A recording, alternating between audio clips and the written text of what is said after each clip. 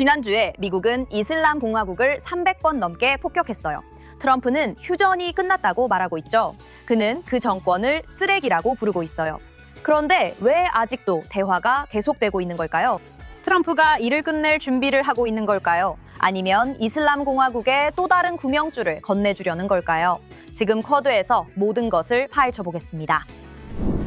JNSTV 쿼드에 오신 걸 환영합니다. 저는 벨라미 루시와 함께 있고 다니엘 라인스발딩도 다시 스튜디오에 왔어요. 정말 보고 싶었어요. 플레르는 아직 해외에 있지만 곧 우리와 함께 할 거예요. 이번 주에는 이란 이슬람 공화국과 현지에서 무슨 일이 일어나고 있는지에 대해 이야기할 예정입니다. 최근 트럼프 대통령이 한 발언을 한번 살펴보세요. 우린 어젯밤 그들을 폭격했습니다. 그들은 정말 사악하고 병든 사람들입니다. 우리는 어제까지 그들과 회의를 가졌습니다. 그들은 어제 합의에 동의했습니다. 우리에게 완벽한 합의였습니다. 핵도 없고 이것도 없고 저것도 없고 아무것도 없습니다. 그들은 모든 것을 포기했습니다. 그리고 이후에 그들은 당을 나갔습니다. 그리고 1시간도 안 돼서 그들은 선박을 향해 드론을 발사했습니다. 나는 말했습니다. 당신들은 정말 아픈 사람들이라고. 당신들은 병든 사람들이에요. 이란에 관해서 휴전은 끝난 건가요? 휴전이 끝난 건가요? 양해 각서는 이제 끝난 건가요? 아주 흥미로운 질문입니다. 제 생각에는 끝난 것 같습니다. 저는 더 이상 그들과 엮이고 싶지 않습니다. 그들은 쓰레기예요. 쓰레기가 뭔지 아세요?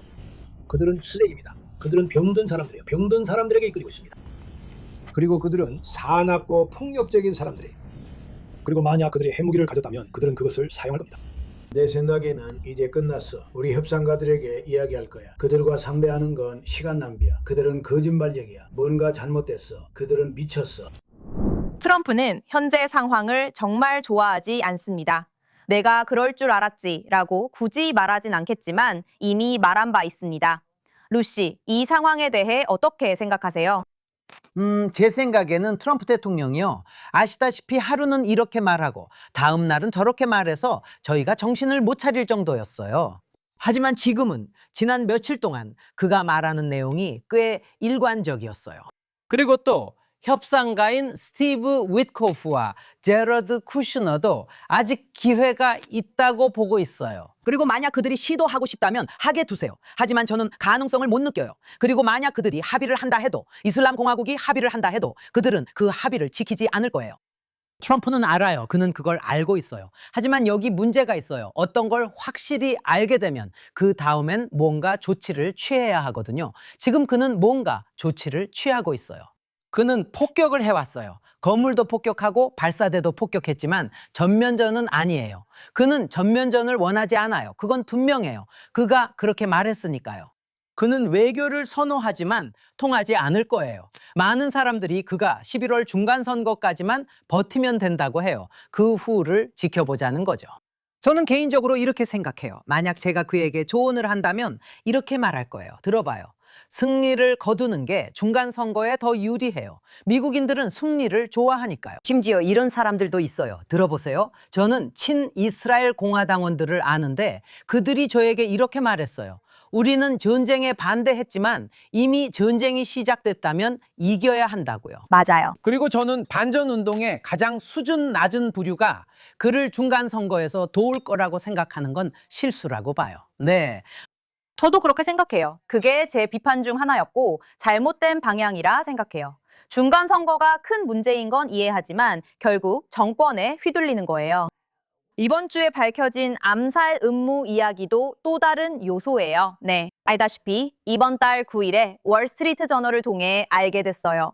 터키에서 열린 나토 정상회담 직후였던 것 같은데 미국 대통령을 암살하려는 구체적인 음모가 있었다는 거예요.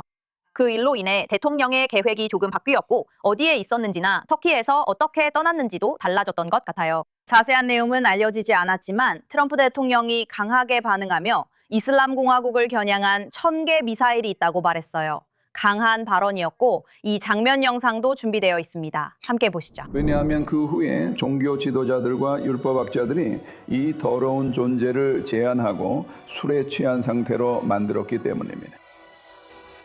이것이 작동하려면 어떤 메커니즘이 필요합니다. 이 메커니즘이 실제로 작동해야 하고 반드시 이 판결이 실행되어야 합니다. 그리고 이 문제는 여기 있는 것이 아니라 사람들이 귀걸이를 하는 일과 관련된 것입니다. 그들은 어디에 있습니까? 미국의 운명과 관련된 것까지. 왜 소련을 비꼬는지 모르겠어요. 그들은 공산주의자를 좋아하잖아요. 어쨌든 미국 대통령 암살에 집착하고 여러 번 시도했죠. 벨라미, 이 점에 대해 어떻게 생각하세요? 그러니까 여장한치를 누가 싫어하겠어요? 제가 그런 존재의 말을 듣거나 조언을 받아들일 리 없죠. 아이들이 실제로 그런 걸 듣고 자라는 시대에 살고 있다는 게 정말 놀랍다고 생각해요. 그리고 젊은 세대가 이런 걸 지지하고 실제로 이런 걸 원한다는 거죠. 그리고 미국 아이들은 제가 자유세계의 지도자이자 최고 사령관의 안전이 곧 너희의 안전이기도 하다는 걸 이해하니? 라고 말해야 할 때 그걸 잘 이해하지 못해요. 실제로 이게 어떻게 작동하는지에 대한 이해가 전혀 없어요. 당신이 현재 대통령을 좋아하든 싫어하든 그를 암살하려는 음모가 당신과 전 세계 모든 미국 민간인을 위험에 빠뜨리지 않는다고 생각하는 건 저로서는 이해할 수 없어요. 네, 요즘은 정치적 폭력을 묵인하는 분위기가 있는 것 같아요. 그리고 있잖아요. 제 생각에는 이런 분위기의 많은 부분이 하산 파이커 같은 사람들과 극좌파에서 비롯된 것 같아요. 그들이 이런 수사를 어느 정도 정상화시켰거든요. 그리고 반대편에서도 반응이 나오고 있죠. 점점 더 위험한 상황으로 치닫고 있어요. 하지만 이슬람 공화국은 항상 서방 지도자들을 표적으로 삼고 암살하려는데 매우 집착해왔어요. 그 부분은 사실 새로운 게 아니에요. 하지만 장례식에서 우리가 봤죠. 다니엘, 그 장면 봤죠? 완전 미쳤어요. 모든 건물에 트럼프를 죽이겠다고 써 있었어요. 정말 집착적이었어요. 아마 그 사람들이 더 뷰 패널로 나가야 할 것 같아요. 그럴지도요?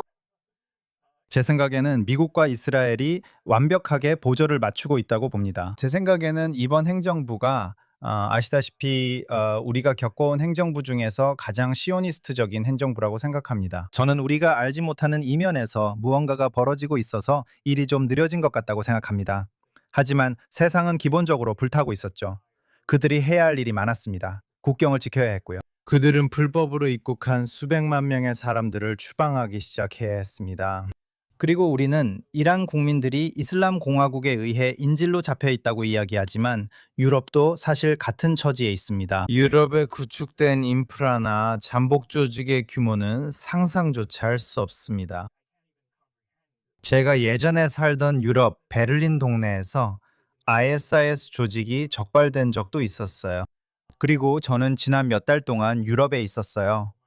카타르나 알자지라가 문제가 아니라 이제는 전국 뉴스에까지 나와요. 이런 선단에 참가하는 아이들이 벨기에로 돌아오면 그들은 전국 뉴스에서 1시간 동안 인터뷰를 하면서 이스라엘에 대해 거짓말만 해요. 계속 거짓말만 하죠. 그래서 서구의 전복과 서구의 급진화는 정말 충격적입니다. 네, 그들은 자신들 문화에서 이런 극단적 수사를 너무나도 당연하게 받아들이는 것 같아요. 그리고 서구로 이주하는 사람들이 서구의 가치를 받아들이고 사회에 통합되기를 원하는 대신 그들은 자신들의 사회에서 가장 나쁜 것들을 함께 가져왔어요. 우리가 보고 있는 것은 정말로 충격적이에요. 그보다 더 심각한 것은 제3세계 국가 출신의 부모들이에요. 이런 말을 하면 안 된다는 건 알지만요. 무슬림이 다수인 국가에서 합법적으로든 불법적으로든 서구로 이민 와서 자녀들이 서구에서 교육받고 더 나은 삶을 살기를 바라는 부모들도 있어요. 그리고 이런 경우가 정말 많은데 아이들이 좋은 동네에 좋은 학교에 다니다가 집에 가는 길에 지역 모스크에 들러서 극단적으로 변하게 되는 거예요. 그 부모들은 영국이나 암스테르담처럼 자녀들이 가난하게 자라지 않고 이슬람주의 이데올로기에서 벗어나 자랄 수 있는 곳으로 가고 싶었던 거예요. 그런데 서구에 오면 오히려 더 극단적으로 변하더라고요. 우리가 보고 있는 상황은 정말 충격적이에요. 그리고 이런 이야기가 계속 반복되고 있다는 것도요. 그리고 극단주의가 이란 같은 곳에서 일어날 거라고 생각하잖아요. 왜냐하면 그곳 사람들도 똑같이 세뇌당하고 있으니까요. 하지만 실제로는 이란 사람들은 이런 것들을 거부하고 있어요. 그들은 완전히 반대하고 있거든요. 그래서 이스라엘 국기와 미국 국기를 보면 사람들이 그 주위를 돌아서 걸어가요. 반면에 서구에서는 새로운 세대의 사람들이 정치적 폭력을 지지하고 있어요. 그들은 무언가에 동의하지 않을 때 그게 앞으로 나아가는 방법이라고 생각하는 것 같아요. 그리고 그건 정말 이슬람주의자들의 사고방식이에요. 내 생각에 동의하지 않으면 그래서 당신을 죽여도 된다고 생각하는 거죠. 저는 정말로 걱정돼요. 우리가 진정한 특권이 무엇인지 서구인으로서의 특권에 대해 이야기할 때 저는 미국으로 이사 오면서 그걸 알게 되었어요. 저는 사람들이 가장 힘든 상황에서도 얼마나 특권을 누리고 있는지 전혀 몰랐어요. 왜냐하면 그런 삶을 꿈꾸고 갈망하며 그런 극단적인 사고방식과 정치적 폭력을 지지하는 것들은 그녀를 좋아하든 싫어하든 시기 플리커가 가장 잘 말했어요. 저 지금 염소들한테 신뢰가 될 말을 할 뻔했어요. 만약 당신이 그런 원시적이고 오래된 삶을 원한다면 당신 삶에는 근본적으로 크게 잘못된 뭔가가 있는 거예요. 그건 단지 교육 시스템 때문만이 아니에요. 단지 지역사회 때문만도 아니에요. 그냥 우리가 가진 지도자들 때문만도 아니에요. 뭔가가 완전히 잘못된 거예요. 그리고 안타깝게도 그런 방향으로 한동안 계속 흘러왔어요. 지금은 정말 심각한 지점에 와 있어요. 우리는 오랫동안 계속해서 이 문제를 지적해왔고 뭔가 잘못됐다고 외쳐왔어요. 뭔가 잘못됐어요. 뭔가 잘못됐어요. 뭔가 잘못됐어요. 그리고 이제는 이 사람들을 거의 급진화해서 벗어나게 해야 할 정도예요. 왜냐하면 그들은 극단적으로 변했으니까요. 네, 그들은 극단적으로 변했어요. 그리고 그게 바로 이슬람주의자들의 전략 중 하나예요. 그들은 좌파를 겨냥하는데 보통 좌파는 도덕성이나 옳고 그름에 대한 감각이 뛰어나지 않거든요. 그리고 또 그들은 조종하기가 매우 쉬워요. 많은 세뇌가 예술을 통해 이루어지거든요. 그래서 그렇게 진행되는 거죠. 그래서 항상 스카프와 올리브 나무의 이미지가 나오는 거예요. 시에 대해 그렇게 말씀하시는 게 재미있네요. 왜냐하면 하메네이 장례식에서 가장 화제가 된 영상 중 하나가 미국 대통령을 암살하는 것이 모두의 의무라는 내용의 시가 낭송되는 장면이었거든요. 와, 네, 맞아요. 그들은 이런 걸 극단주의 조장에 이용하죠. 우리는 현지와 서방 모두에서 보고 있어요. 하지만 암살이라는 주제로 다시 돌아가고 싶어요.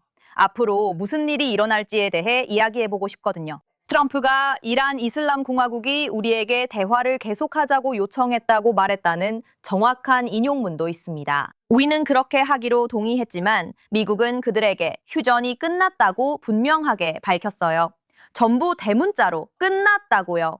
그게 무슨 의미일까요, 루시? 앞으로 무슨 일이 벌어질까요? 이란 이슬람 공화국도 끝났다고 했어요. 협상에 대해 처음부터 그렇게 말했죠. 칼리바프가 말하길 그런 건 없고 그들이 양해각서를 위반했고 이런 말도 안 되는 헛소리만 한다고 했어요. 그리고 주로 그들의 최근 변명은 이스라엘과 레바논이 합의를 했고 그 합의가 레바논에서 헤즈볼라를 제거하기 위한 것이라는 거예요. 그리고 이슬람 공화국 협상가들에 따르면 그것은 양해각서를 위반하는 것이라고 해요. 왜냐하면 헤즈볼라는 물론 이란의 대리 세력이고 우리와 연결되어 있기 때문이죠. 여기서 중요한 건 이 모든 게 말뿐이라는 점이에요. 그리고 우리가 확실히 아는 한 가지는 저는 그들이 대통령 암살에 성공할 거라고 생각하지 않아요. 하지만 그들이 하려는 건 어떤 식으로든 동등한 구도를 만들려는 거예요. 알겠죠? 참고로 하메네이는 이스라엘에 의해 암살당했어요. 트럼프가 종종 그 공을 자신에게 돌리려고 하긴 하지만요. 하지만 그 의도는 이거예요. 좋아요, 우리가. 그러니까 연합국이 그들의 지도자들을 암살했다고 칩시다. 그래서 그들도 우리 지도자들을 암살할 권리가 있다는 거죠. 그리고 벤 샤피로처럼 국가의 지도자가 아닌 사람들도 마찬가지고요. 그래서 그게 큰 문제인 거예요. 왜냐하면 멍청한 좌파들은 그걸 믿거든요. 그리고 그들이 또 믿는 게 이스라엘이 핵무기를 가지고 있다면 왜 이란은 핵무기를 가질 수 없냐는 식의 논리예요. 정말 어리석은 논리죠. 그런데 제가 말씀드리고 싶은 건 처음으로 그런 일이 있었던 때가 1979년에 아야톨라 호메이니가 이란을 장악했을 때라는 거예요. 그때 두 가지 일이 있었어요. 지미 카터가 대통령이었고 그는 정말 무기력했죠. 아무것도 할 수 없는 그런 상황이었어요. 그 일이 일어났을 때 미국인들은 완전히 허를 찔린 상태였어요. 그리고 그때는 인터넷도 없었죠. 오늘날에는 인터넷도 있고 무슨 일이 일어나고 있는지 알 수 있으니까 더 많은 사람들이 그 일이 얼마나 끔찍한지 이해할 거라고 생각하겠죠? 오히려 더 적은 사람이 아니라요. 지금 말씀하신 것처럼 이란 사람들은 세뇌를 당했음에도 불구하고 그 체제에서 자라지 않았고 그 정권에 만족하지 않는다는 점이 흥미롭다고 하셨죠? 아마도 그 이유는 호메이니가 집권한 이후 수년 동안 미국으로 이주한 이란인들이 여전히 서방을 강하게 지지하고 있기 때문일 거예요. 네. 그리고 그것은 대학 캠퍼스의 좌파들이나 아랍 국가에서 온 이민자들과는 다르죠. 그리고 그것은 서방에 있는 이란인들의 지지가 있다는 뜻이기도 해요. 그들이 정권을 지지하는 것이 아니라 정권에 반대하는 시위에 나서는 모습을 볼 수 있죠. 그러니까 우리는 이란 이슬람 공화국에서 많은 자금이 들어오는 것을 보고 있고 카타르에서도 특히 미국 내 좌파에 많은 돈이 쏟아지고 있는 것을 보고 있어요. 미국 정부 보고서에 따르면 이슬람 공화국이 일부 반이스라엘 활동과 우리가 봤던 그 농성장들의 자금을 지원한 것으로 나타났어요. 또한 카타르 자금도 서방의 이 문제 전반에 퍼져 있어요. 정말 말도 안 돼요. 서방이 이란 국민들보다 더 친이슬람주의적으로 변한 것 같아요. 그런데 트럼프 전 대통령이 이런 상황에 어떻게 반응할 것 같으세요? 군사활동이 더 늘어날 거라고 생각하세요? 이미 조금 시작된 것 같아요. 최근 교전이 막 끝난 것 같던데요. 이제 이슬람 공화국이 페르시아만의 다른 아랍 국가들을 공격하고 있어요. 군대가 투입되고 실제로 뭔가 행동을 하도록 압박하는 움직임이 분명히 더 많아질 거라고 생각해요. 왜냐하면 말을 할 거면 행동으로 옮겨야 하니까요. 그들이 여러 번 시도했지만 이건 제 생각일 수도 있고 음모론처럼 들릴 수도 있고 어쩌면 이게 계획의 일부였을 수도 있다고 말하고 싶어요. 그들은 정말로 그를 여러 번 암살하려고 시도했어요. 모두가 그 장면을 봤죠. 그런데도 사람들은 아니라고, 거짓말이라고, 이 모든 게 일부라고 말했어요. 그래서 이제 정권이 정말로 당신에게 이게 당신의 임무라고 반드시 그를 죽여야 한다고 말하는 거예요.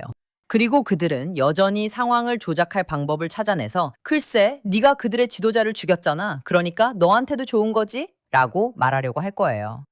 바라건대 그 계획은 저처럼 아무 정보도 첩보도 아무것도 모르는 하찮은 사람들보다 훨씬 더 큰 계획이길 바랄 뿐이에요.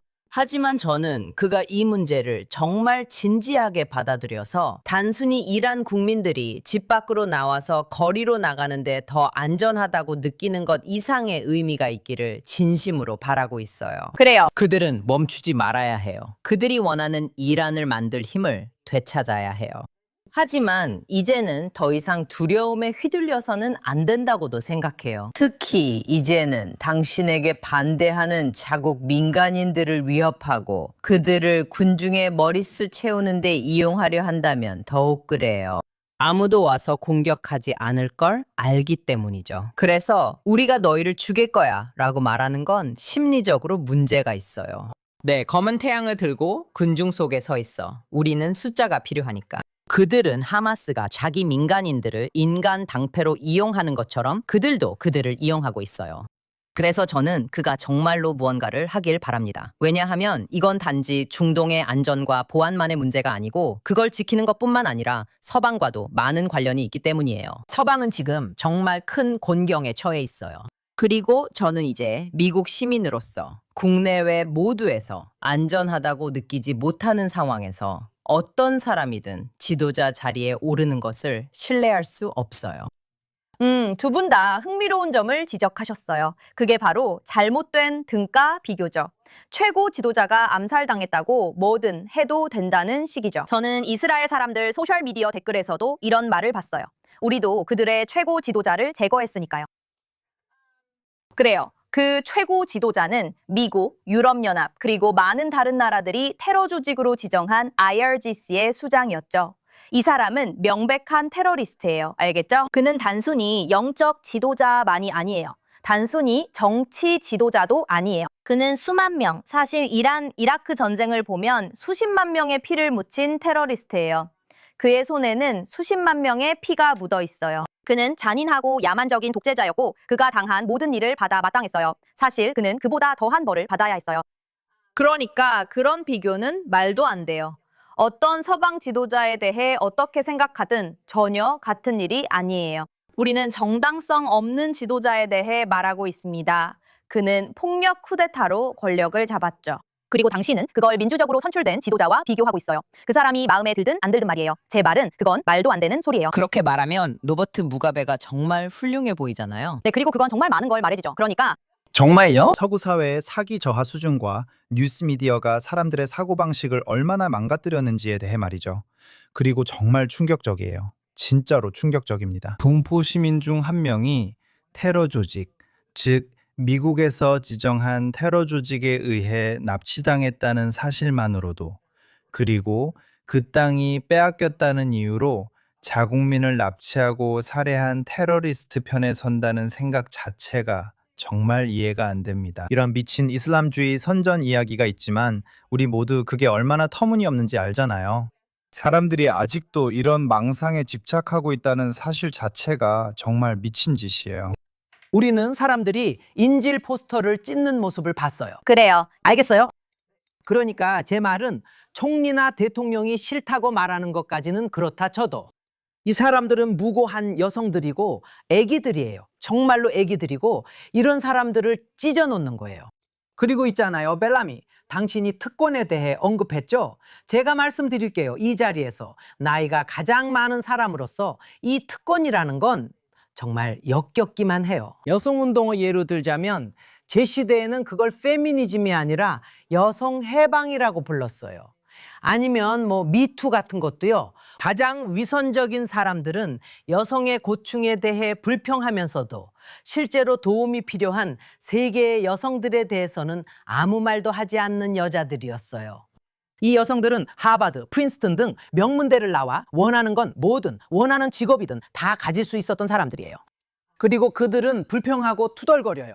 그 특권은 할리우드나 학계에서 비롯된 거예요.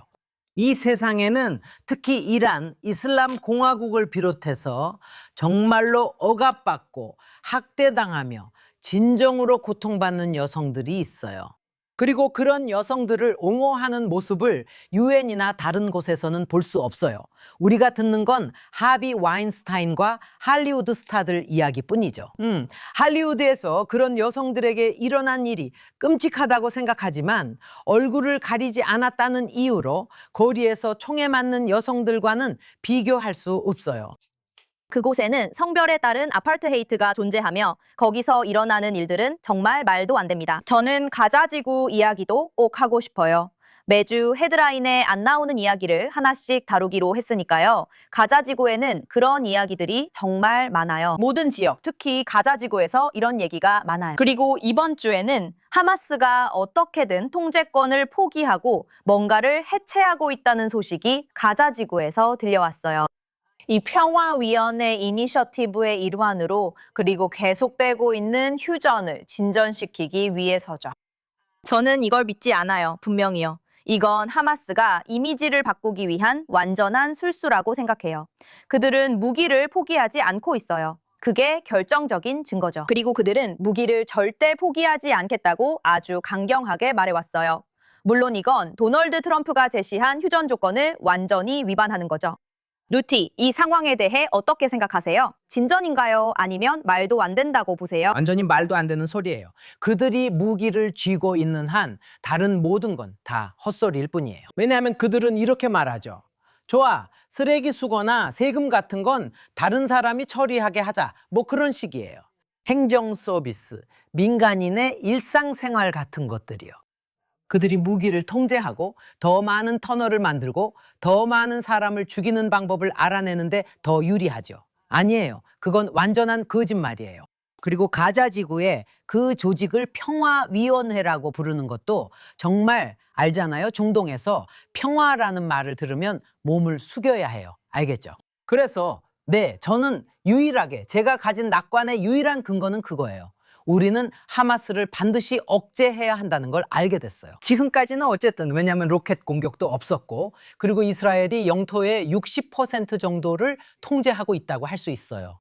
그리고 이스라엘이 물러서지 않고 알다시피 테러리스트가 고개를 들 때마다 해야 할 조치를 단호히 취한다면 우리는 이전보다 더 안전해질 거예요. 우리는 이미 2023년 10월 6일보다 더 안전해졌어요. 하지만 다시 한번 말하지만 저는 알다시피 이 서구의 몽상가들이 단지 온건파가 자리 잡을 체계만 만들면 된다고 믿는다는 게요. 팔레스타인 자치정부에는 팔레스타인 온건파가 없어요. 팔레스타인 자치정부가 그 아이들을 하마스 대원이 되도록 키웠고 그들이 유대인과 기독교인 그리고 이교도 무슬림을 죽일 때 수당을 지급해요. 그래서 당연히 저는 그것을 전혀 믿지 않아요.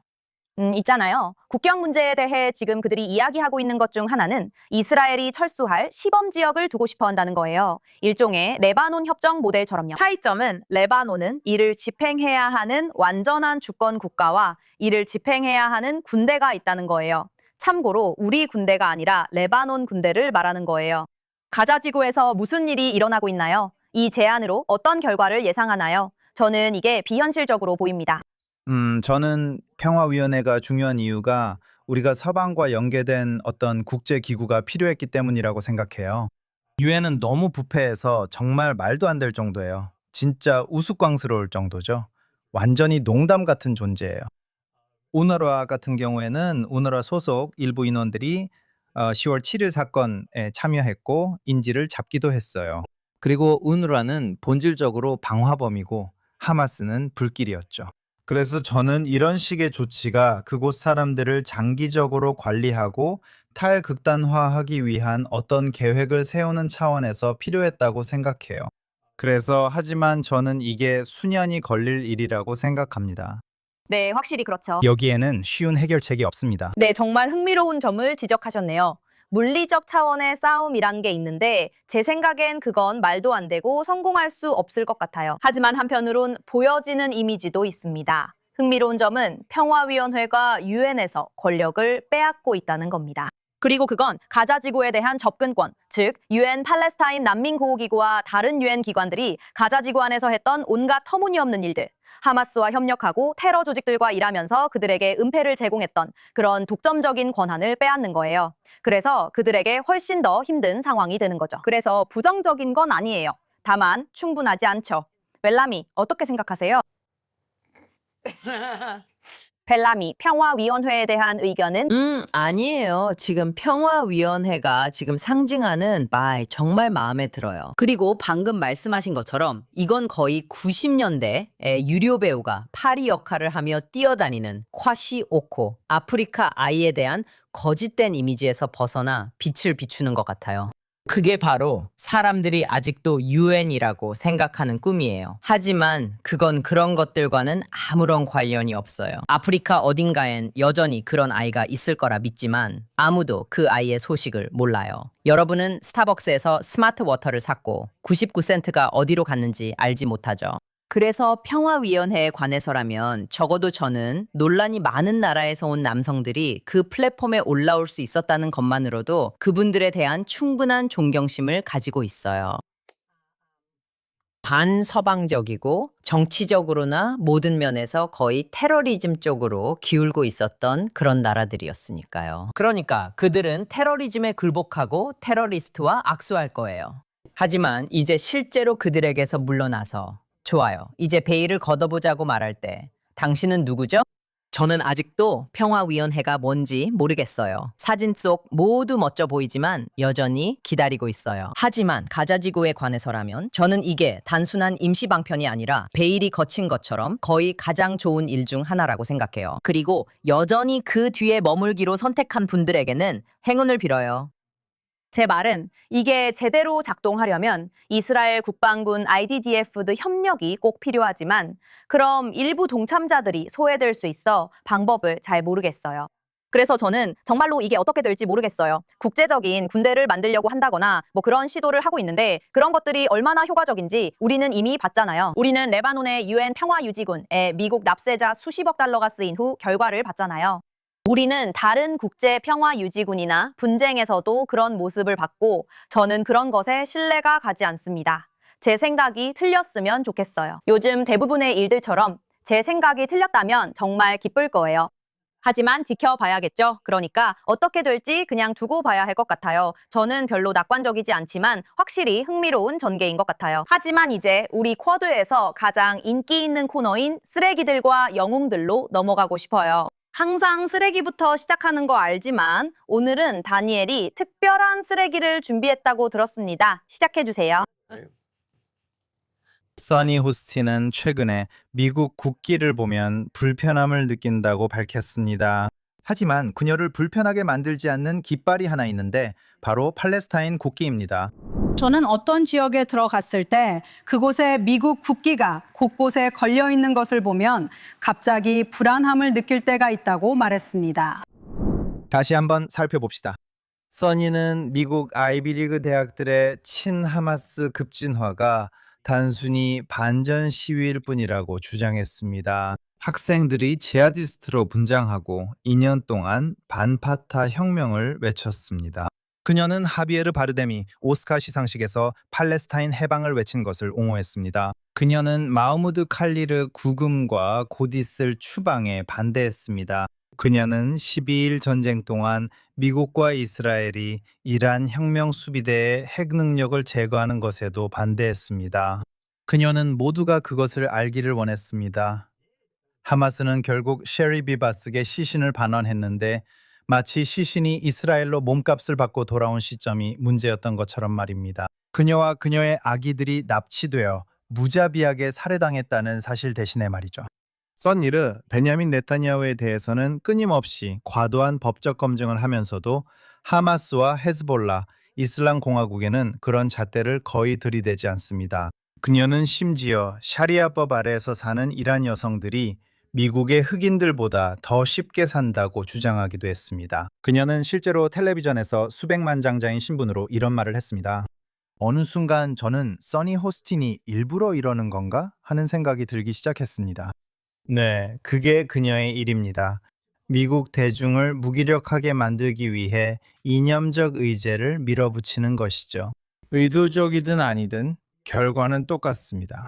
시청자들은 미국을 불신하고 이스라엘을 불신하며 서방을 주된 악당으로 보도록 유도받고 있습니다. 그리고 만약 미국인들이 행복하고 안전하며 교회와 성전에 다니고 충만한 영적 삶을 살고 있다면 그들은 더 뷰를 보지 않을 것입니다. 써니 호스틴이 그들에게 퍼붓는 도덕적 공황, 히스테리, 그리고 스트레스에 중독되어 있습니다. 그리고 그녀는 존재감이 없어질 것입니다. 잘했어요. 제 말은 모든 사람이 다 그런 건 아니에요. 멜리사는 괜찮지만 더 뷰는 별로예요. 알겠어요. 네. 아버지가 노예를 소유했다는 소문이 있는 사람한테 뭘 기대하겠어요? 뭐라고요? 뭐라고요? 무슨 말씀이세요? 그녀의 증조 할머니 중 한 분이요. 그래, 맞아, 그랬어. 조상님, 불쌍해라. 아버지. 몇 세대? 노예를 소유했다고 알려진 가족에 관한 무언가예요. 뭔가 정말 이상한 점이 있어요. 그녀는 또한 유대인이었던 할아버지가 있다고 말해요. 그 사람들은 그런 얘기 정말 좋아하죠? 네. 그 사람들은 그렇게 해요. 저도 흑인 친구들이 있어요. 네. 네, 맞아요. 맞아요. 벨라미, 이번 주에 뽑은 쓰레기는 누구죠? 제 선택은 로 카나예요. 그는 이스라엘에 있었고 서한 지구에도 갔어요. 그리고 그를 나와서 억류했다는 정착민들에 대해 뭐라고 말하고 싶든 간에 그리고 그들의 편을 들어야 한다는 생각이 바로 그가 이 일을 이스라엘에 불리하게 이용한 방식이에요. 저는 꼭 물어보고 싶어요. 그가 여기 온 목적이 이 상황과 중동에서의 현실을 조명하기 위한 것이었나요? 양쪽 입장을 모두 보여주려는 사람인지 아니면 미국으로 돌아가서 선전만 하려고 여기 온 사람인지요. 팔레스타인을 지지하고 이스라엘에 반대하는 사람으로서요. 그래서 저는 조용히 해. 한 발 물러서 아무것도 하지 마. 아무 말도 하지 마. 라고 생각했어요. 그리고 그가 미국에 돌아가자마자 올라오기 시작한 그의 영상을 보기 시작했어요. 이제는 그가 자신의 플랫폼에서 그 불량배들과 그가 그들의 눈에서 본 악에 대해 그리고 이 20살 청년과 21살 청년에 대해 이야기하는 거예요. 알겠어요. 그래요. 문제가 있었죠. 나쁜 행동에 대해서는 사람들이 책임을 져야 해요. 당신은 계속해서 정착민들을 한 가지로만 부르고 그들을 악마화하고 다른 모든 것들도 그렇게 하죠. 그런데 이제는 이스라엘 사람들까지 비인간화해버렸어요. 당신은 이스라엘 사람들을 비인간화했어요. 그들이 옳든 그르든 상관없이 당신은 한 민족 전체에게 이런 행동을 한 거예요.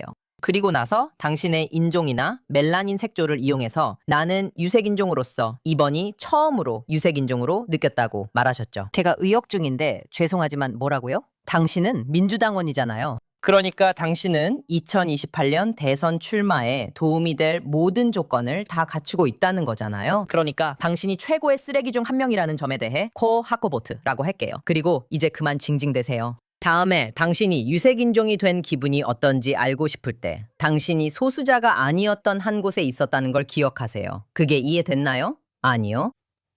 또 흥미로운 점은 이 모든 스캔들이 그가 의도적으로 팔레스타인인 주최자와만 일부러 짜고 이런 종류의 드라마를 연출하려고 했기 때문에 일어났다는 거예요. 그리고 팔레스타인인 투어 가이드는 일부러 그 지역을 지나가게 했어요. 그곳에서 그들이 제지당했죠. 그곳은 민간인은 아무도 들어갈 수 없는 군사 지역이에요. 이스라엘인도 팔레스타인인도 안 돼요. 당신이 누구든 상관없어요. 군인이 아니면 들어갈 수 없는 곳이에요. 그들이 멈춘 진짜 이유가 그거였어요. 저는 정착민들의 행동을 옹호하지 않고 그 행동을 비난합니다. 하지만 그 경우에는 그들이 제지당한 이유는 경찰이 오기를 기다리고 있었기 때문이에요. 참고로 이건 경찰에게 직접 들은 이야기인데 그 투어 가이드가 이런 일을 여러 번 반복했기 때문이에요. 그래서 그는 문제를 일으키기 위해 이런 식의 도발을 하는 것으로 알려져 있었어요. 경찰이 도착하는데 약 90분이 걸렸어요. 아무도 구금되지 않았어요. 네, 아무도요. 그리고 체포된 사람도 없었어요. 90분이 지난 후 투어 가이드는 이런 행동에 대해 경찰로부터 마지막 경고를 받았고 그들은 다시 길을 떠났어요. 그러니까 로카나가 벌인 이 모든 소동은 정말 말도 안 되는 일이에요. 분명히 그는 어떤 식으로든 선거운동을 하려고 하는 게 뻔히 보여요. 그리고 정말 역겹죠. 그런 짓 하려면 우리나라에서 나가세요. 이렇게 하는 극좌파, 공산주의자들, 정치인들이나 인플루언서들이 정말 많아요. 그들은 서한 지구에서 팔레스타인인들과 함께 이런 작은 선전 투어를 다니면서 온갖 이야기를 꾸며내고 문제를 일으키죠. 그리고 아니면 그들은 벽 반대편, 베들레헴에 있는 기독교인이 가장 많고 가장 안전한 지역에 가기도 하죠. 베들레헴에서 모든 것이 아름답게 보이도록 꾸미려 하죠. 그리고 그건 마치 너 나블루스나 제닌 아니면 모든 지하디스트들이 거대한 테러 인프라를 가지고 있는 곳에 가고 싶냐는 거죠. 정말 말도 안 돼요. 네, 맞아요. 네, 그리고 구금됐다라는 단어는 벤 구리온 공항에서 터커 칼슨이 마이크 허커비 대사와 인터뷰했던 걸 떠올리게 해요. 당신은 구금됐어요. 그들이 제 여권을 가져갔고 그는 말도 안 되는 소리를 했어요. 제가 거기에 갈 때마다 그들이 제 여권을 가져갔어요. 억압이에요. 구금됐어요. 네, 그러니까 있잖아요. 당신은 인터뷰를 하러 왔고 이스라엘에 들어가지도 않았잖아요. 뭐가 문제죠? 맞아요. 구금됐어요. 루티, 이번 주 당신이 꼽은 쓰레기는 누구죠? 좋아요. 선거에 출마하거나 민주당 대표가 되려고 하는 민주당원들 얘기가 나왔으니 말인데 또 한 명, 아마 가능성이 전혀 없을 것 같은 사람이 있어요. 람 이메뉴얼. 시카고의 전 시장이자 전 주일 미국 대사 그리고 오바마 행정부의 전 비서실장이었죠. 람 이메뉴얼. 우선 당신은 쓰레기예요. 그리고 트럼프 대통령의 말을 빌리자면요. 왜냐하면 우선 당신은 아버지가 이스라엘인이었고 이스라엘 독립전쟁에 참전했다는 사실을 이스라엘에 대한 반이스라엘적이고 반유대주의에 가까운 공격을 정당화하는 데 이용하고 있기 때문이에요. 그리고 당신은 텔아비브 대학교에 와서 연설을 했는데 그 자리에서 이스라엘을 영토 문제로 국제적 왕따라고 표현했고 네타냐후 총리를 맹렬하게 비난했어요. 네타냐후 총리는 후자를 배제하고 전자만을 해왔습니다. 그리고 그 직접적인 결과로 전 세계적으로 이스라엘에 대한 지지가 급락하고 있습니다. 당신들은 유럽을 잃었습니다. 당신들의 가장 큰 경제적 파트너이자 시장입니다. 당신은 과학자입니다. 국제회의와 연구 네트워크에서 배제당하게 됩니다. 예술가들과 학자들은 전시회와 회의에서 제외됩니다. 2022년에는 미국인의 55%가 이스라엘에 대해 호의적인 시각을 가지고 있었습니다. 오늘날에는 37%로 떨어졌고 계속 하락하고 있습니다. 그리고 미국과 유럽의 미래인 젊은 층에서는 그 수치가 더 낮습니다. 지난 3년 동안 당신들이 거둔 유일한 외교적 성과는 소말릴란드뿐입니다. 할머니께서 너희는 미국과 유럽을 잃고 소말릴란드만 얻었다며 정말 대단한 거래라고 하셨다. 그런데 웃긴 건 이게 가장 아이러니한 부분이에요. 무대에 올라가서 이렇게 말했죠. 여러분이 듣기 싫어할 수도 있는 말을 하겠습니다. 농담이세요? 텔아비브 대학교라고요. 그 사람들은 그런 말 듣는 걸 정말 좋아해요. 당신이 말하는 건 좌파, 진보 학자들이잖아요. 그곳에서 환영받을 걸 이미 알았으니 용기 내서 말했다는 소리는 하지 마세요. 게다가 당신은 한 번도 존재하지 않았던 이스라엘과 미국의 관계를 묘사했어요. 그는 이제 미국이 무조건 이스라엘을 지지하는 걸 멈출 때가 됐다고 말했어요. 모든 대통령이 그냥 맹목적으로 이스라엘을 따랐다고요. 그건 말도 안 돼요. 그런 적은 한 번도 없었어요. 트럼프 때조차도 그랬던 적은 없었어요. 그래서 말인데요. 지옥에나 가세요. 아니, 잘 말했어요. 그 말에 한마디도 반대하지 않아요. 저는 그가 제 편의 쓰레기 같은 인간이길 바랬어요. 맞아요. 그는 정말 쉬운 상대예요. 그의 연설은 제이 스트리트를 위한 것이었어요. 그래요. 그 연설은 여전히 뉴욕타임스를 읽고 여전히 그런 걸 믿는 민주당 유대인 기득권층을 위한 것이었어요. 두 국가 해법이 있다고 믿는 사람들이요. 그래요. 아니요. 그는 23개국 해법이라고 말했고 그 다음에 아브라함 협정과 조금 비슷하게 들리는 무언가를 설명했어요. 제 말은 그 사람 말은 물론 이 나라 저 나라와 아랍 연맹 국가들 옆에 팔레스타인 국가를 세우자는 식이었죠. 요점은 그게 완전히 터무니없다는 겁니다. 그리고 슬픈 점은 저기 있는 우리 친구 노와 마찬가지로 문화적 분위기와 민주당이 너무 극단적으로 변했다는 거예요. 그들을 모두 하나로 묶는 유일한 것은 반이스라엘이라는 점이에요. 그리고 예비 선거에서 성공하거나 아니면 2028년에 대통령이 될 기회를 잡고 싶다면 네, 그렇게 해야 한다는 생각이죠. 네. 저는 그들이 그렇게 해야 한다는 선례를 만들고 있다고 생각해요. 그건 정말 어리석은 전례죠. 그리고 람 이메뉴얼과 로 카나를 보면 그들은 아무런 영향력이 없어요. 알겠죠? 람 이메뉴얼은 대통령 후보가 아니에요. 여기 채널 12가 그에게 인터뷰를 해준 것 자체가 말도 안 돼요. 그 사람은 여론조사에서 지지율이 0.01%에서 1% 정도밖에 안 돼요. 후보자 상위 10명 안에도 들지 못해요. 정말 말도 안 돼요. 정말 말도 안 돼요. 그리고 우리가 그를 마치 대통령 후보라도 되는 것처럼 취급해 주면서 이런 걸 조장한 셈이에요. 정말 터무니없어요. 네, 완전히 말도 안 돼요. 전반적으로 민주당이 이런 후보들, 전체적으로는 거의 의미 없는 이런 아무것도 모르는 후보들이 이렇게 선거운동을 시작해야 한다고 느끼는 지경에 이르렀다는 게 정말 슬프다고 생각해요. 정말 말도 안 되는 일이에요. 하지만 이번 주에 제가 뽑은 쓰레기는 외모 극배화라고 부르는 걸로 유명한 인플루언서이자 스트리머인 클라비큘라예요. 본명은 브레이든 피터스인 것 같아요. 그리고 이 사람은 최근에 어떻게든 이스라엘에 가게 된 인물이에요. 불과 6개월 전만 해도 그는 마이애미의 한 클럽에서 하일 히틀러를 외치고 있었는데도 불구하고요. 앤드류와 트리스탄 테이트, 닉 푸엔테스, 그리고 스테이코를 포함한 여러 악명 높은 반유대주의자들과 함께요. 이 사람은 좋은 사람이 아니에요. 이 사람은 좋은 사람이 아니에요. 그의 정체성과 브랜드 전체가 자기 신체 훼손에 기반하고 있어요. 얼굴 뼈를 날카롭게 하려고 망치로 자기 얼굴을 때리고 원하는 체중에 도달하기 위해 메스 암페타민을 사용하기도 했어요. 몇 달 전에는 그도 약물 과다 복용을 겪었던 것 같아요. 그는 범죄 혐의도 많아요. 실제로 동물을 여러 번 총으로 쏘는 장면을 라이브 스트림에서 방송했고 그 일로 기소되어 유죄를 인정했어요.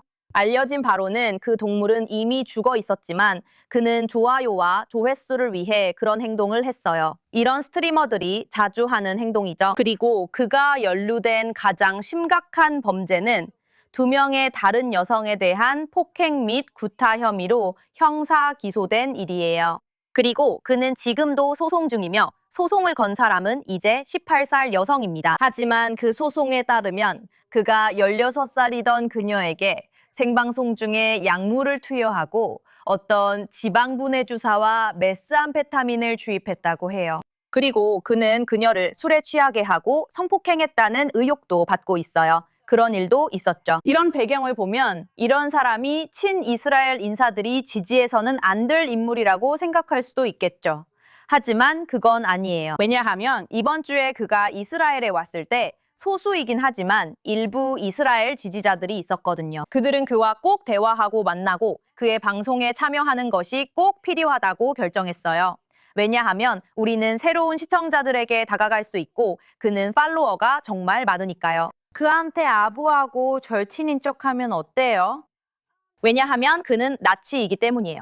전혀 반성하지 않는 나치이고 아무것도 사과하지 않았어요. 그러니까 그가 왜 이 나라에 있는지 자체가 완전히 다른 문제예요. 그에 대해선 한참 토론할 수도 있죠. 하지만 이 상황을 보고 이 사람과 그가 여성이나 다른 소수자들, 미국 내 흑인 공동체에 대해 말하는 방식을 보면 정말 끔찍해요. 이런 사람과 한 편이 되는 건 당신의 가치를 버리는 일입니다. 그는 쓰레기 같은 사람이에요. 아직 이 나라에 있다면 당장 떠나세요. 우리는 당신을 원하거나 좋아하지 않고 당신의 가치관에도 동의하지 않아요. 사과도 하지 않았죠. 그리고 당신이 이스라엘을 방문해서 좋은 곳이라는 걸 보여주고 싶다는 척하는 그 모든 행동도요. 여기는 다양한 사람들이 있고 예쁜 여자들이 많다고요. 그게 당신이 신경 쓰는 전부잖아요. 우리는 속지 않아요. 알겠죠? 우리는 당신이 어떤 사람인지 정확히 알아요. 우리는 당신이 어떤 사람인지 이미 봤고 당신이 여기 있길 원하지 않아요. 안녕히 가세요. 이번 주의 쓰레기는 바로 저 사람이에요. 아멘. 저는 더 오래 이야기할 수 있어요. 하지만 정말 이상했어요. 그리고 동시에 뒤에서는 가스라이팅도 정말 많이 있었어요. 맞아요. 그리고 저는 유대인 분들께 꼭 이 말을 전하고 싶어요. 3주간을 모든 문제를 덮으려는 구실로 삼고 있어요. 우리는 내부에서 싸워서는 안 돼요. 오히려 왜 우리가 서로 싸우고 있는 거죠? 문제의 원인은 우리 안에 있어요. 우리는 우리 자신을 돌아보고 내부를 들여다봐야 해요. 지금 애도의 시기를 보내는 데는 분명한 이유가 있기 때문이에요. 우리가 진심으로 그렇게 말한다면 엄청난 빛으로 예루살렘 성전이 다시 세워질 거예요. 우리는 내면을 들여다봐야 해요. 왜냐하면 이런 사람들에게 레드카펫을 깔아주는 것이 우리의 도덕과 가치관이라면 지금 우리의 문제는 바로 우리 자신이기 때문이에요. 정말 그래요. 아마 많은 사람들이 그 사실을 몰랐던 것 같아요. 저도 전혀 몰랐어요. 그냥 좀 지저분한 사람이라고만 생각했지 그런 정보는 전혀 없었어요. 많은 사람들이 그 사실을 잘 모르는 것 같아요. 그에 대한 이런 혐의들이나 과거 행동이 얼마나 심각한지 잘 인식하지 못하는 것 같아요. 하지만 문제는 이런 경우들 중 일부, 특히 그와 함께 하기로 한 몇몇 인플루언서들에게는 우리가 미리 말했어요. 네, 우리가 미리 알려줬고 그들도 알고 있었어요.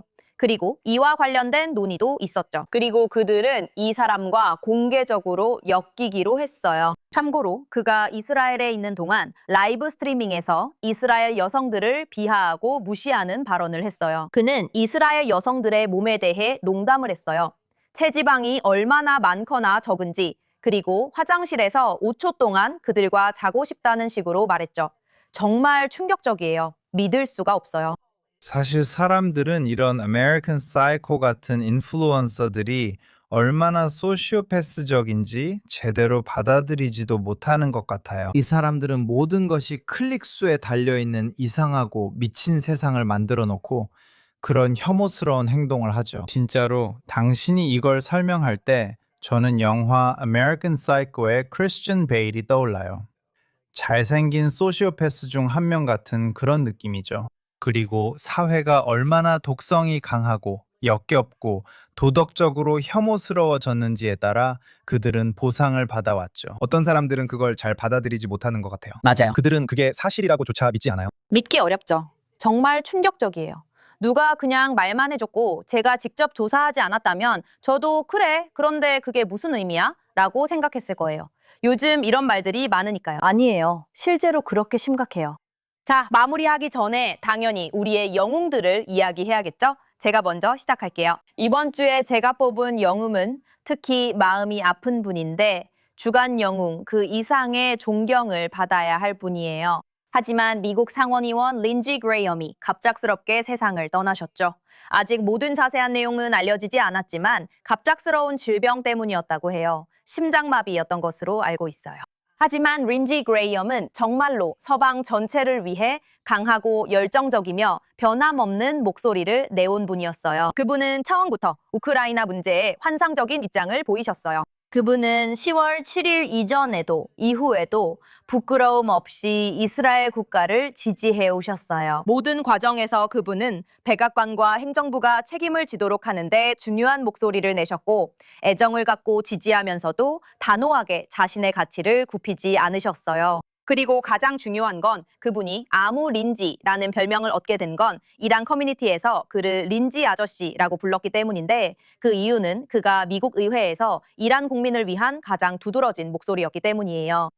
그분은 미국 의회의 어떤 의원보다 이 문제를 더 많이 제기해 오셨어요. 그분은 이란계 미국인 커뮤니티와 직접 소통하고 그들의 문제를 제기하는 데 있어서 매우 솔직하고 적극적이셨어요. 미국 대통령부터 그 이하 모든 사람들에게까지 그들의 문제를 알리셨죠. 그리고 그분은 이란 이슬람 공화국에 대해 우리가 어떻게 대처해야 하는지, 무엇을 해서는 안 되는지 거래를 포함해서 그리고 이 정권을 반드시 끝장내야 한다는 필요성에 대해 아주 명확한 시각을 가지고 계셨어요. 그분이 그걸 살아서 보지 못하고 떠나신 게 안타깝지만 그분의 업적은 결코 잊히지 않을 거예요. 그분은 엄청난 유산을 남기셨고 우리는 그 유산을 계속 이어갈 것입니다. 그리고 강하고 안전한 미국, 강하고 안전한 이스라엘, 강하고 안전한 우크라이나를 지지하며 전 세계의 민주주의를 위해 싸우고 물론 해방된 이란을 위해서도 노력할 것입니다. 린지 그레이엄, 이번 주 제 영웅은 당신입니다. 평안히 쉬세요. 벨라미, 당신은 누구를 선택했나요? 제 선택은 독특해요. 이렇게 말하는 이유는 지금 이 말을 하려 하기 때문이에요. 이집트와 터키요. 네, 맞아요. 우리는 지금 히어로즈 코너에 있어요. 네, 하지만 이분들이 제 영웅인 이유는 일관성 때문이에요. 그분들은 자기들이 어떤 사람들인지 이미 보여줬고 앞으로도 계속 보여줄 거예요. 그리고 그분들은 정말 일관적이에요. 한 발 한 발 멈추지 않고 나아가죠. 그러니까 팔레스타인을 지지하는 모든 퀴어 분들께 여러분이 크루즈에 탑승해서 그게 얼마나 멋진지 패티 루폰이 말하는 걸 들을 때 여러분이 곧 경험하게 될 모든 여행을 위해 중동의 작은 항구들에서 혹시라도 잠깐만 우리가 입국을 허락받지 못할 수도 있지 않을까라는 생각은 전혀 들지 않았나요? 하지만 아니에요. 그들은 여러분에게 말했고 아니요, 사양할게요 라고 했죠. 그리고 여러분도 괜찮아요 라고 했어요. 이제 우리는 이집트로 갈 거예요. 그렇죠? 우리 모두는 지금 이 시점에서 제가 계층화된 함대라고 부르는 배에 있는 사람들이라는 사실에 화가 나 있죠. 우리는 이집트로 갈 거예요. 그런데 이집트가 아니라고 말해요. 그러니까 내적으로 이스라엘을 그렇게 싫어하는 이 모든 멋진 사람들은 정권에 반대하지 않고 다른 모든 사람들, 즉 무슬림 형제단이나 하마스에는 반대하지 않아요. 아니요. 그들은 트럼프와 행정부를 비난하면서 오히려 더 강하게 나가요. 그리고 세계가 내부적으로 미국 내에서 변화한 방식이 국제 수역에서 이런 일이 일어나게 만든 거예요. 아니요. 그건 중동이라고 불러요. 그리고 우리는 계속해서 당신에게 거기 정박할 수 있는 곳이 하나 있었다고 말했어요. 당신이 있는 그대로 있을 수 있는 곳은 하나뿐이었어요. 당신이 와야 했던 곳이 하나 있었고 그곳은 이스라엘이에요. 하지만 이스라엘을 미워하는 게 당신에게는 그렇게나 중요한 일이에요. 그러니까 여러분 모두가 술에 취하고 화가 나고 나나 패티 루펀이 여러분이 얼마나 대단한지 자장가를 불러주면서 여러분을 죽일 모든 것에 맞서서 서 있는 게 얼마나 멋진 일인지 말해주는 걸 즐기셨길 바라요. 이집트 그리고 터키 감사합니다. 그게 바로 우리가 월드컵에서 보는 이집트식 방식이에요. 그들은 절대 책임을 지지 않아요. 항상 누군가의 잘못이죠. 메시, 시오니스트. 아르헨티나 사람들은 유대인이고 심판들도 유대인이고 모두가 유대인이라고 해요. 다니엘, 이번 주에 당신의 영웅은 누구인가요? 이번 주 제 영웅은 크로아티아의 총리 안드레이 플랭코비치입니다. 저는 사실 크로아티아 시민입니다. 저는 이중 국적자예요. 제 할아버지가 크로아티아인이셨거든요. 제 아버지도 시민이셨습니다. 그냥 그분께 감사 인사를 전하고 싶었습니다. 그는 유럽에서 가장 친이스라엘적인 지도자 중 한 명입니다.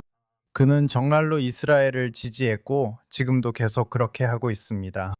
크로아티아 의회는 납치와 살인을 보상하고 싶지 않기 때문에 팔레스타인 국가를 인정하는 것을 거부했습니다. 정말 신선하지 않습니까? 국가의 인정은 대량 학살이나 인질극이 아니라 외교를 통해 협상되어야 하지 않겠습니까? 크로아티아 총리님께 진심으로 감사드립니다. 당신 덕분에 크로아티아 시민이라는 것이 정말 자랑스럽습니다. 또한 크로아티아는 가톨릭 신앙을 정말 소중하게 생각합니다. 그래서 우리 모든 성지들, 예를 들어 성묘교회나 마리아의 무덤 같은 곳들이 있는데 우리가 그런 성지들을 파괴하려는 사람들의 편에 선다는 생각 자체가 정말 받아들일 수 없습니다. 크로아티아 사람들은 그런 걸 받아들이지 않습니다. 그리고 발칸반도 사람들의 본성에는 나치가 되는 게 전혀 맞지 않습니다. 크로아티아 사람들은 정말로 어부와 농부들이 많고 정말로 성실하고 이성적인 땅의 소금 같은 사람들이에요. 세르비아도 마찬가지입니다. 그래서 저는 그에게 감사하다고 말하고 싶었습니다. 정말 훌륭한 영웅이네요. 네. 맞아요. 정말 대단한 영웅이에요.